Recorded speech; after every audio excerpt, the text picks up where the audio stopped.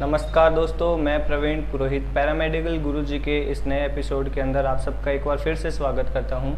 Friends, heart वाला chapter जो है वो ख़त्म हो चुका है और अब हम ह्यूमन रेस्पिरेटरी सिस्टम स्टार्ट करने जा रहे हैं, जिसके अंदर फ्रेंड्स आज की इस वीडियो के अंदर हम फ्रेंड्स ट्रेकिया और ब्रोंकाई के बारे में पढ़ेंगे। तो चलिए फ्रेंड्स स्टार्ट करते हैं।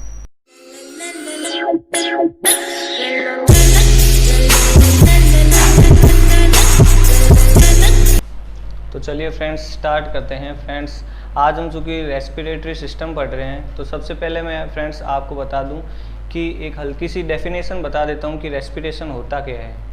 फ्रेंड्स, रेस्पिरेशन की जो मेन डेफिनेशन है, जब आपको ये टॉपिक कंप्लीट हो जाएगा तो जो लास्ट वाली जो वीडियो होगी उसके अंदर मैं फ्रेंड्स आपको बताऊंगा वो जो मेन डेफिनेशन है वो। लेकिन यहाँ पे थोड़ा सा बता दूं कि जो एक्सचेंज ऑफ गैसेज होता है फ्रेंड्स, वो ही रेस्पिरेशन है। अब हमारे अंदर फ्रेंड्स जो एक्सचेंज ऑफ गैसेज है हमें दिखाई नहीं देता, लेकिन कोशिका के स्तर पर या फिर सेल के स्तर पर जो होता है एक्सचेंज ऑफ गैस वो है। लेकिन इसके अलावा friends exchange of gas lungs और जो आर्टरीज है उनके बीच भी होता है। तो ये सारे फ्रेंड्स आपको जो थर्ड वाली जो वीडियो है उसके अंदर मैं आपको पूरा बता दूंगा। लेकिन अभी फ्रेंड्स हम पढ़ते हैं जो ट्रेकिया और ब्रोंकाई है उसकी स्ट्रक्चर के बारे में। उससे पहले फ्रेंड्स हम रेस्पिरेटरी का जो ट्रैक होता है लंग्स तक वो पढ़ लेते हैं। तो ये फ्रेंड्स आपके सामने एक डायग्राम है रेस्पिरेटरी सिस्टम का, एंड आपको फ्रेंड्स इसके अंदर दिखाई दे रहा होगा जो नॉस्ट्रिल है वो दिया रखा है, जो बाहर की तरफ ये होते हैं। और फ्रेंड्स इसकी अंदर की तरफ फ्रेंड्स जो 3 नोच प्रेजेंट रहती है। तो फ्रेंड्स इन नोच को एस, एम और आई यानी कि superior, median and inferior nostril नोच बोला जाता है। सुपीरियर नॉस्ट्रिल नोच, मीडियन नॉस्ट्रिल नोच एंड इंफीरियर नॉस्ट्रिल नोच। फिर ये फ्रेंड्स यहाँ पे वेस्टिब्यूल से होते हुए यहाँ पे मुख के अंदर होता है यूव्यूला, उसके पीछे ये एक छिद्र खुलता है। फ्रेंड्स आपके मुख के अंदर, सभी ह्यूमंस के मुख के अंदर जो है फ्रेंड्स यूव्यूला उपस्थित होती है और उसके पीछे फ्रेंड्स एक छेद उपस्थित होता है जो कि खुलता है फ्रेंड्स फेरिंग्स के अंदर। फ्रेंड्स ये फेरिंग्स है और फेरिंग्स से होते हुए फ्रेंड्स ये फेरिंग्स आती है आगे फिर लैरिंग्स में। और फ्रेंड्स इस लैरिंग्स को क्या बोलते हैं फ्रेंड्स? इसे बोलते हैं हम friends sound box, SOU sound box. अब साउंड बॉक्स क्यों बोलते हैं फ्रेंड्स ये जो लैरिंग्स होता है वो हमारे अंदर साउंड पैदा करने वाली जो एबिलिटी होती है ह्यूमंस के अंदर, जैसे अलग अलग जो जानवर होते हैं वो साउंड पैदा करते हैं। पक्षियों में वो साइरिंग्स होता है और हमारे अंदर वो होता है लैरिंग्स। तो ये जो लैरिंग्स होते हैं इसलिए इसे साउंड बॉक्स बोलते हैं, क्योंकि ये साउंड पैदा करने में हेल्प करता है। अब फ्रेंड्स आगे चले तो जो लैरिंग्स के जस्ट नीचे है फ्रेंड्स ट्रेकिया। और फ्रेंड्स इस ट्रेकिया को हमें डिटेल में पढ़ना है। फ्रेंड्स इसके ऊपर यहाँ पे आपको दिख रहा है कि फेरिंग्स के बाद ग्लॉटिस है, उसके बाद लैरिंग्स है। तो यहाँ पे एक स्ट्रक्चर उपस्थित रहेगी, उसे बोलते हैं हम ग्लॉटिस। फ्रेंड्स ग्लॉटिस के ऊपर एक ढक्कननुमा संरचना होती है, उसे हम बोलते हैं एपिग्लॉटिस। अब ये ढक्कननुमा संरचना फ्रेंड्स कुछ इस टाइप से खुली रहती है। यहाँ पे मैं इसे मिटा दूँ। यहाँ पे जैसे मैंने बनाया है ये ढक्कननुमा संरचना खुली रहती है।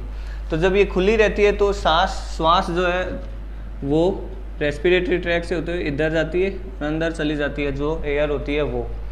अब जब हम भोजन कर रहे होते हैं तो फ्रेंड्स फेरिंग से भोजन आता है, उस वक्त ये भोजन इस पे गिरता है, इस ढक्कननुमा संरचना पे। और ये फ्रेंड्स ढक्कननुमा संरचना इस तरह होती है जो कि आगे जाकर बंद हो जाती है यूँ, जब इस पे भोजन गिरता है। अब इसका बंद होने का क्या फ़ायदा है? ये जो भोजन इस पे गिरा है तो ये फ्रेंड्स रेस्पिरेटरी ट्रैक में भोजन को जाने से रोकती है। कौन? ये ढक्कननुमा संरचना एपिग्लॉटिस। तो यहाँ पे ये क्लियर हो गया एपिग्लॉटिस। और भोजन यहाँ से आगे होता हुआ इसोफेगस से होता हुआ स्टमक के अंदर चला जाएगा और यहाँ पे रेस्पिरेटरी ट्रैक में जब ये वापस ऊपर उठेगा तो वायु चली जाएगी, जो एयर है वो चली जाएगी। अब फ्रेंड्स हम पढ़ लेते हैं ट्रेकिया के बारे में। ट्रेकिया को यहाँ पे मैं इससे जूम करके यहाँ पे दिखा रहा हूँ आपको, और इसका दो पोर्शन दिखा रहा हूँ। ये फ्रेंड्स सामने से दिखा रहा हूँ मैं आपको, जैसे ये है यूँ सामने से दिखा रहा हूँ इसे, और एक यूँ मैं फ्रेंड्स आपको इधर ऐसे पीछे से दिखाऊंगा। तो ये एक पीछे वाला जो व्यू है इसका यहाँ पे दिखाऊंगा मैं। ये सामने से कुछ इस प्रकार आपको दिखाई दे रहे होंगे। ये सी आकार के कार्टिलेजिनस छल्ले होते हैं, और ये कौन से कार्टिलेजिनस छल्ले होते हैं? हाइलाइन कार्टिलेज के छल्ले होते हैं। तो यहाँ पे हाइलाइन कार्टिलेज के बने हुए छल्ले उपस्थित होते हैं फ्रेंड्स। अब इनको मैं ये यहाँ से फ्रंट व्यू है, अब मैं लेटरल व्यू इसका दिखाता हूँ। तो फ्रेंड्स ये छल्ले जो हैं यहाँ से होते हुए यूँ होते हैं, यूँ और ऐसे, यानी कि ये फ्रेंड्स पीछे की तरफ ये छल्ले जो हैं वो प्रेजेंट नहीं रहते। आप देख रहे हो पीछे की तरफ ये जो छल्ले होते हैं फ्रेंड्स, ये आपस में जुड़े हुए नहीं रहते। इसका जुड़ा हुआ नहीं होने का एक कारण है फ्रेंड्स, यहाँ पे हमारे पीछे की तरफ जो है फ्रेंड्स, अब पीछे मैं बोल रहा हूँ वो है डॉर्सल साइड। हमारे जो अब मैं जैसे सामने खड़ा हूँ, ये आगे जो है ये वेंट्रल साइड है, और मेरे जो पीछे वाली साइड है वो डॉर्सल साइड है। तो फ्रेंड्स डॉर्सल साइड और ये वेंट्रल साइड, डॉर्सल साइड की तरफ तो ये छल्ले पूरे होते हैं यूँ, लेकिन वेंट्रल साइड की तरफ ये छल्ले यहाँ पे गैप रहते हैं, ये यूँ रहते हैं, जुड़े हुए नहीं रहते ऐसे। अब ये इसका क्या फ़ायदा है फ्रेंड्स? तो यहाँ पे भोजन नली भी होती है पीछे की तरफ। अब ये भोजन नली में भोजन को निगलने में एक तो हेल्प करता है, यहाँ पे थोड़ी जगह मिल जाती है भोजन को, तो निगलने में आसानी रहती है। उसके अलावा फ्रेंड्स यहाँ पे हमारे पीछे वर्टिब्राज उपस्थित रहते हैं, तो वर्टिब्राज को फ्रेंड्स थोड़ा गैप मिल जाता है उस सी आकार के कारण एडजस्ट होने के लिए। तो ये दो कारण हो गए उसको।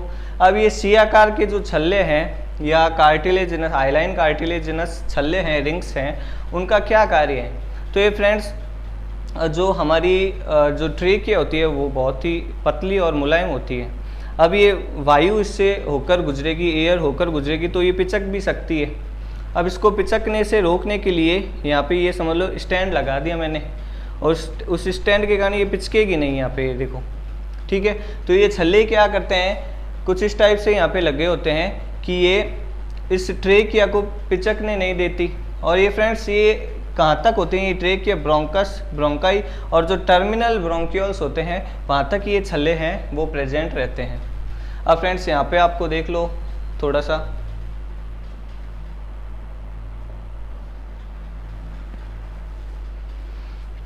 अब ये तो सारा हो गया इसकी स्ट्रक्चर।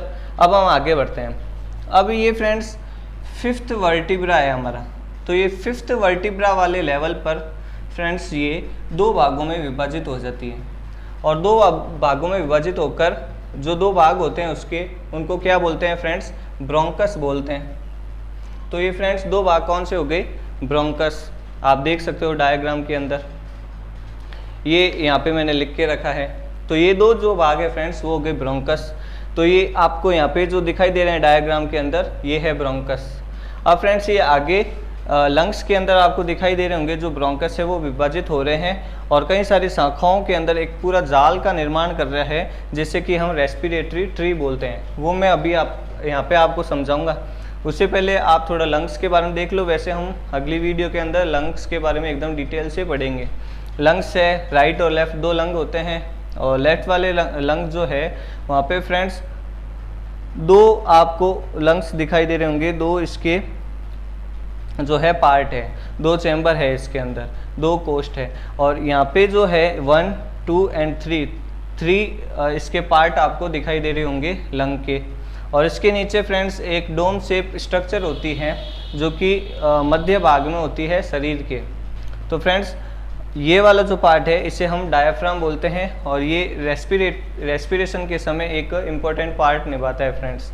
और यहाँ पे एक स्पेस आपको दिखाई दे रहा होगा, ये स्पेस है हार्ट के लिए। तो यहाँ पे हार्ट प्रेजेंट रहता है, और मैंने आपको बताया भी था जो हार्ट है वो एकदम लेफ्ट की तरफ न होकर थोड़ा बीच के अंदर उपस्थित रहता है। और यहाँ पे एक कैविटी होती है, थोरेसिक कैविटी और मीडियास्टेनियम कैविटी, जिसके अंदर हार्ट प्रेजेंट रहता है। तो ये हो गया फ्रेंड्स।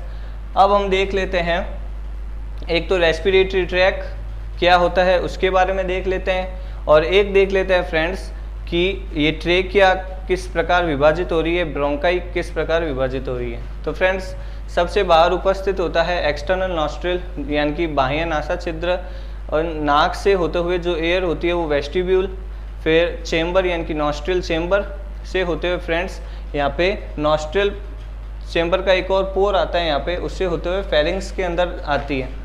अब फेरिंग्स से ये लैरिंग्स के अंदर आएगी, ये रही लैरिंग्स उसके अंदर आ गई, और लैरिंग्स और फेरिंग्स के बीच में ग्लॉटिस होती है जिसके ऊपर एपिग्लॉटिस प्रेजेंट रहता है। लैरिंग्स फ्रेंड्स आगे फिर जो लैरिंग्स है वो ट्रेकिया के अंदर खुलता है, ये रहा लैरिंग्स और ये आगे इस ट्रेकिया के अंदर खुलता है। ट्रेकिया की मैंने आपको स्ट्रक्चर बता दी।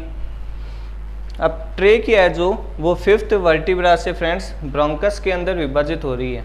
तो ये 5th वर्टिब्रा है, यहाँ से ये ब्रोंकस के अंदर विभाजित हो रही है। एक लेफ्ट ब्रोंकस है जो लेफ्ट की तरफ जा रहा है, और जो राइट ब्रोंकस है वो राइट की तरफ जा रहा है। आगे ये जो ब्रोंकस है वो विभाजित होगा 1 डिग्री यानी कि प्राइमरी ब्रोंकाई, ये प्राइमरी आगे सेकेंडरी ब्रोंकाई, और आगे ये टर्सरी ब्रोंकाई उसके अंदर विभाजित होंगे, और एंड में ये आएंगे फ्रेंड्स टर्मिनल ब्रोंकाई के अंदर। टर्मिनल ब्रोंकाई इसे बोलते हैं, टर्मिनल ब्रोंक्यूल्स भी बोलते हैं।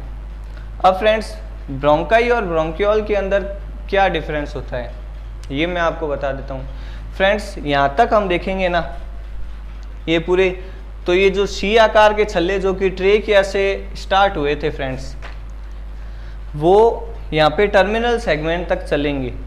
तो जहाँ तक भी ये जो छल्ले हैं ना उस भाग को हम बोलेंगे ब्रोंकाई, और अब ये छल्ले इस टर्मिनल ब्रोंक्यूल से एंड हो जाएंगे, यहाँ से अब छल्ले नहीं होंगे ये सी आकार वाले। तो यहाँ से जो यहाँ वाला जो पार्ट है उसे हम ब्रोंक्यूल्स बोलेंगे, यानी कि जहाँ पे भी ये सी आकार के छल्ले प्रेजेंट रहते हैं उस वाली ब्रांच को हम ब्रोंकाई बोलते हैं, और ब्रोंक्यूल बोलते हैं जहाँ पे ये सी आकार के छल्ले बंद हो जाते हैं। तो आगे टर्मिनल ब्रोंक्यूल है, रेस्पिरेटरी ब्रोंक्यूल है, इन्हें ब्रोंक्यूल बोलते हैं, और जहाँ पे वो सी आकार के छल्ले हैं उसे हम बोलते हैं bronchi, 1 degree bronchi, 2 degree bronchi वगैरह वगैरह। तो फ्रेंड्स ये वाला पार्ट समझ में आ गया। अब हम आगे बढ़ते हैं टर्मिनल ब्रोंक्यूल्स की ओर। टर्मिनल ब्रोंक्यूल फ्रेंड्स और विभाजित होता है और बनाता है respiratory bronchiole. Friends respiratory bronchiole आगे और विभाजित होता है और एल्वियोलर डक्ट बनाता है, यानी कि आगे एक सेक स्ट्रक्चर बनाएंगे एक नली का समान, और ये बनाएंगे फ्रेंड्स एट्री। एट्री जो होते हैं फ्रेंड्स यहाँ पे आपको कुछ इस प्रकार दिखेंगे, जो स्ट्रक्चर है वो एट्री कहलाते हैं, और ये एट्री सेक का निर्माण करते हैं यहाँ पे, जिसने एट्री सेक बोलते हैं। और एंड में फ्रेंड्स जो एट्री है वो एल्वियोलर सेक का निर्माण करेंगे, और एंड में फ्रेंड्स एल्वियोलर सेक बनाते हैं एल्वियोलाई। अब फ्रेंड्स एल्वियोलाई जो होती है वो आपको पता ही होगा क्या होती है। एल्वियोलाई लंग्स की स्ट्रक्चरल एंड फंक्शनल यूनिट होती है, यानी कि जो सबसे छोटी इकाई होती है लंग की वो होती है एल्वियोलाई। एंड फ्रेंड्स इसी के अंदर एक्सचेंज ऑफ गैसेज वो सारी है वो प्रेजेंट रहती है। और एल्वियोलाई के बारे में और डीप में मैं आपको अगली वीडियो के अंदर बताऊंगा। इसके अलावा हम देख लेते हैं फ्रेंड्स एल्वियोलाई ख़त्म हो गई। अब इसमें 2 इम्पोर्टेंट चीज़ है और 2 थोड़ी बहुत टर्मिनोलॉजी आती है वो पढ़ लेते हैं। फ्रेंड्स एक्सटर्नल नॉस्ट्रिल से लेकर टर्मिनल नॉस्ट्रिल तक ये जो सारा पार्ट है उसे फ्रेंड्स हम बोलते हैं कंडक्शन जोन। तो एक्सटर्नल को मैं ई बोल दूं, एक्सटर्नल नॉस्ट्रिल को, और टर्मिनल ब्रोंक्यूल्स को मैं फ्रेंड्स बोल देता हूं टी। तो ये जो कंडक्टिंग जोन है वो ई से लेकर टी तक प्रेजेंट रहता है। आ गया समझ में। और दूसरा है friends exchange zone. Exchange zone friends respiratory जो रेस्पिरेटरी ब्रोंक्यूल है उससे लेकर एल्वियोलाई तक प्रेजेंट रहता है। तो रेस्पिरेटरी वाला जो पार्ट है उसे मैं आर बोल दूं और ए इसको एल्वियोलाई को ए बोल दूं, तो जो एक्सचेंज जोन है वो फ्रेंड्स आर से लेकर ए तक प्रेजेंट रहता है। ये हो गया। तो 2 पार्ट हो गए, कंडक्टिंग जोन और एक्सचेंज जोन। जो कंडक्टिंग जोन है वो ई से लेकर टी तक और एक्सचेंज जोन आर से लेकर ए तक प्रेजेंट रहता है। अब कंडक्टिंग जोन को कंडक्टिंग जोन क्यों कहते हैं? तो फ्रेंड्स यहाँ पे जो सारा पार्ट है यहाँ पे फ्रेंड्स कंडक्टिंग जोन इसलिए बोलते हैं क्योंकि यहाँ पे जो एयर है वो आती जाती रहती है, यहाँ से आई और जाई और यहाँ पे एल्वियोलाई तक आएगी। यहाँ पर आएगी। अब इस वाले पार्ट में फ्रेंड्स एक्सचेंज ऑफ गैसेज होगी। ये एयर आई, इस एयर के अंदर कुछ गैस होगी जैसे CO2, ऑक्सीजन, वो सारी, तो वो इस वाले पार्ट में उस गैस का एक्सचेंज होता है। जो CO2 होती है वो ब्लड से लंग के अंदर आती है और जो ऑक्सीजन होती है वो लंग से वापस ब्लड के अंदर जाती है। तो ये वाली पार्ट एक्सचेंज ऑफ गैसेज इस वाले पार्ट में होता है, इसलिए इसे एक्सचेंज जोन बोलते हैं। और वहाँ पे जो एयर है वो आती है, इसलिए उसे कंडक्शन जोन बोलते हैं या कंडक्टिंग जोन बोलते हैं। अब फ्रेंड्स एक और पार्ट, दो पार्ट होते हैं जहाँ पे हम ट्री बोलेंगे। अब फ्रेंड्स दो वाले पार्ट हैं जहाँ पे हम ट्री बोलेंगे। उससे पहले आपको एक चीज़ बता दूं, यहाँ से ट्रेकिया से लेकर और फ्रेंड्स ट्रेकियल ब्रोंकाई या सॉरी टर्मिनल ब्रोंकियोल्स, ट्रेकिया से लेकर टर्मिनल ब्रोंकियोल्स है, उसे हम बोलते हैं branchial tree. Branchial tree friends किसे बोलते हैं? ट्रेकिया से लेकर ये टर्मिनल ब्रोंकियोल्स जो है वहाँ तक वाला जो पार्ट है, यहाँ से लेकर यहाँ तक, उसे हम ब्रेंकियल ट्री बोलते हैं। और फ्रेंड्स दूसरा जो पार्ट है रेस्पिरेटरी ब्रोंकियोल से लेकर, ये रेस्पिरेटरी ब्रोंकियोल से लेकर एल्वियोलाई तक जो सारा पार्ट है उसे हम फ्रेंड्स क्या बोलते हैं? Respiratory tree, respiratory tree. तो दो ट्री हो गए हमारे पास, एक तो ब्रोंकियल ट्री या ब्रेंकियल ट्री, एक हो गया respiratory tree. Branchial tree tracheal से लेकर टर्मिनल ब्रोंकियोल्स तक, और रेस्पिरेटरी ट्री रेस्पिरेटरी ब्रोंकियोल से लेकर एल्वियोलाई तक फ्रेंड्स प्रेजेंट रहता है। तो फ्रेंड्स ये जो सारा पार्ट है स्ट्रक्चर ख़त्म हो गई फ्रेंड्स। जो ट्रेकिया और ब्रोंकाई की है उसकी उनकी ब्रांचेज के बारे में हमने बात कर ली, ट्रेकिया की जो स्ट्रक्चर है उसके बारे में बात कर ली। तो फ्रेंड्स इसके अलावा जो है अगला जो पार्ट है उसके अंदर हम लंग्स और उसकी जो स्ट्रक्चर है उसके बारे में पढ़ेंगे। उसके अलावा फ्रेंड्स पैरामेडिकल की अलग जो अपडेट है वो, और यदि आप अपना YouTube चैनल चला रहे हो तो मेरा खुद का एक और चैनल बनाया हुआ है जिसका नाम है BK फ्यूचर टिप्स। तो फ्रेंड्स आप उसे भी फॉलो करिए और अपने फ्रेंड्स के साथ भी शेयर कीजिए। फ्रेंड्स पैरामेडिकल की ये वाली वीडियो यदि आपको पसंद आई है तो आप लाइक करें, कोई डाउट है फ्रेंड्स तो कमेंट भी करें, और ये जो वीडियो है अपने फ्रेंड्स के साथ भी शेयर करें। Thank you friends.